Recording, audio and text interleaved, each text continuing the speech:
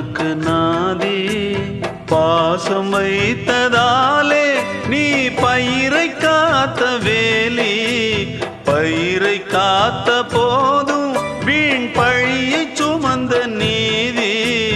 சாமி வந்து கேட்டிடுமா வீண் பழியை தீர்த்திடுமா விண்ணுக்கும் மண்ணுக்கும் சம்பந்தம் உண்டுன்னு சொன்னது யாரு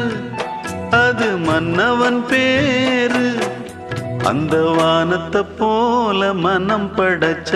மன்னவனே பனி துளிய போல குணம் படைச்ச தென்னவனே